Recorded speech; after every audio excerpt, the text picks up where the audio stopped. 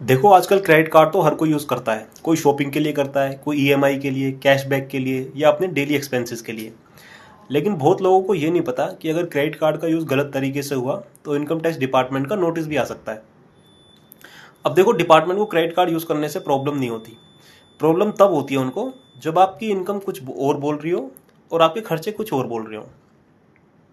जैसे मान लो किसी की सैलरी 50,000 है, यानी साल का लगभग 6 लाख रुपए, लेकिन उसके क्रेडिट कार्ड से फॉरेन ट्रिप हो रही है, आईफोन की परचेजिंग हो रही है, एक्सपेंसिव शॉपिंग हो रही है, ये सब मिला के 10-12 लाख साल का उसका खर्चा हो रहा है।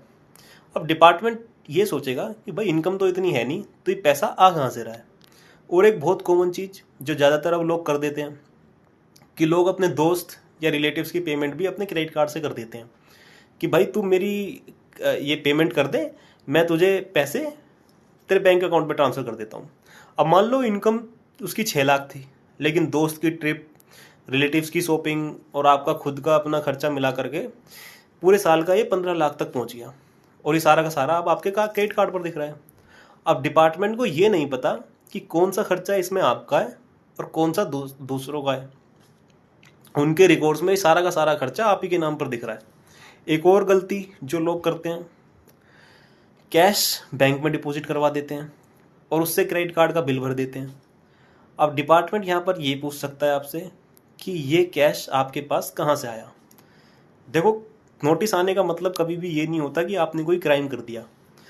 कई बार इनकम टैक्स डिपार्टमेंट सिर्फ एक्सप्लेनेशन मांगता है, लेकिन अगर इनकम प्रॉपरली शो नहीं की, आईटीआर फाइल नहीं की या पैसे का सोर्स क्लियर नहीं है, तब प्रॉब्लम हो सकती है। तो सिंपल सी बात याद रखो, जितनी इनकम हो उसी हिसाब से खर्चा दिखाओ।